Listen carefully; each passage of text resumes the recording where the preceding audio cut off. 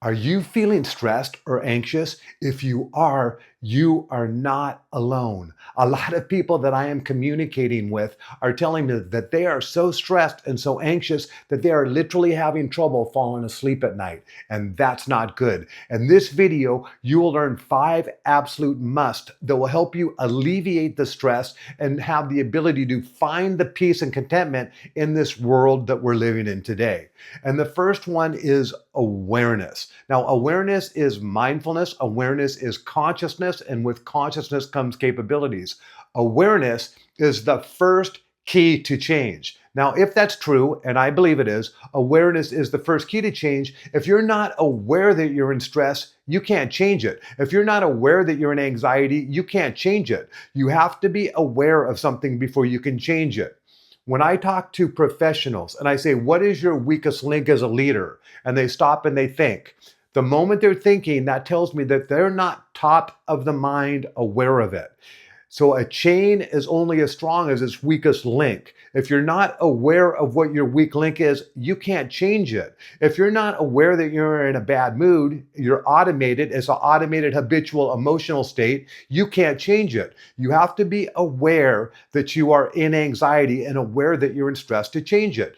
Now, awareness, for me, the opposite of awareness is automation. Automation. How you do anything is how you do everything. So when you're stressed and anxious, is this a habit? Because some people have anxiety every day or stress every day, and then they become identified with it. So the question I ask yourself, or I would ask you, is what are you doing every day to trigger the stress response? Because now this becomes a hormonal habit that we can become identified with. I suffer from anxiety or I suffer from stress. Well, are you watching the news every day? Because that's going to help trigger it. The news wants to survive. The news wants to live. In other words, it wants to stay in business. So it's going to put the most sensational stuff up there because what's going to happen is the need to survive is going to keep you watching it so that you can prepare for the future. So if you're not aware that you're in stress and anxiety, you can't change it. Now, the second key is acceptance. Acceptance is the second key to change. If you don't accept it, you can't change it. You have to accept something before you can change it. So in other words, when we go and do corporate acquisitions and we take over corporations and the people are very fearful for their job, and oftentimes even a year later, they don't accept that they were purchased by a new corporation.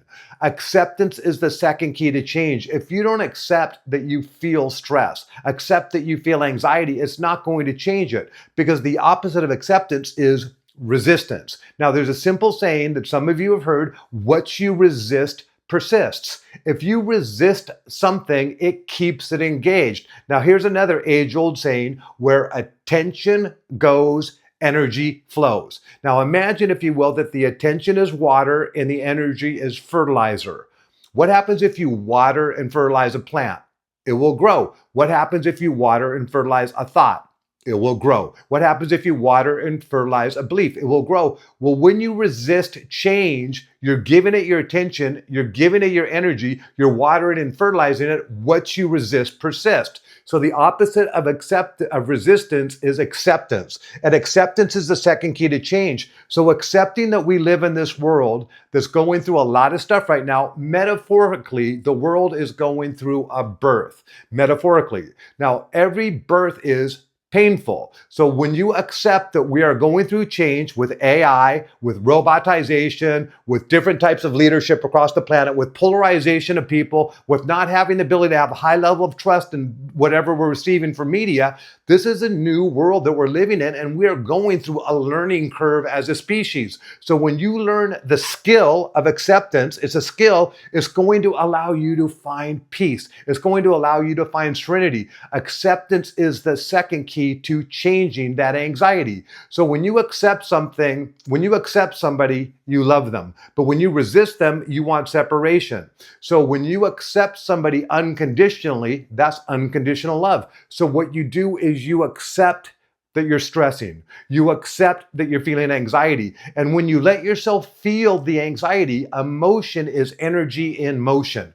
Emotion is energy in motion. Now, everything is energy. What's energy?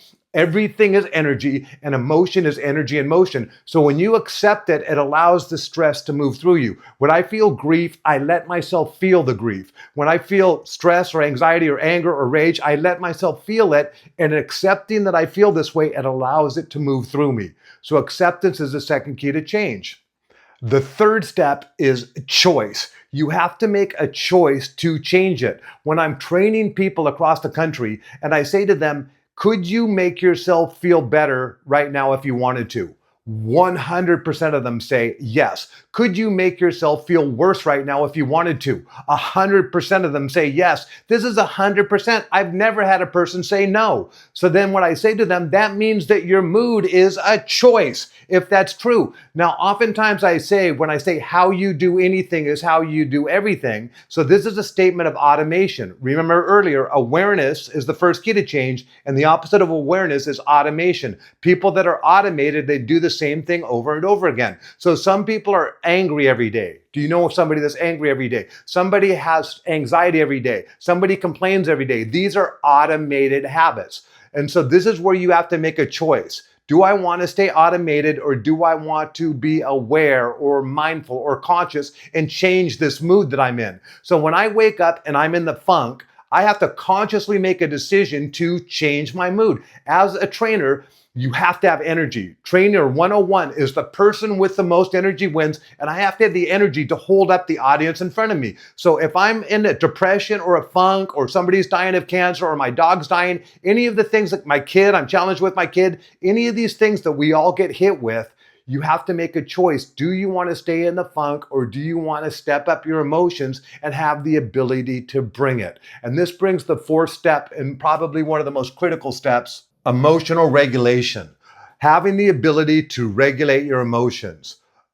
A lot of human beings do not know how to regulate their emotions. I talk to different psychologists, different psychotherapists. They tell me that a lot of the parents, they're trying to teach the kids how to regulate, but even the parents don't know how to regulate. That's where one of my favorite parenting sayings is: behavior is not taught, it's caught. It's not what you tell your kid, it's what you show your kid. So if you can't regulate your emotions, do you think your kid is going to be able to regulate their emotions? Probably not.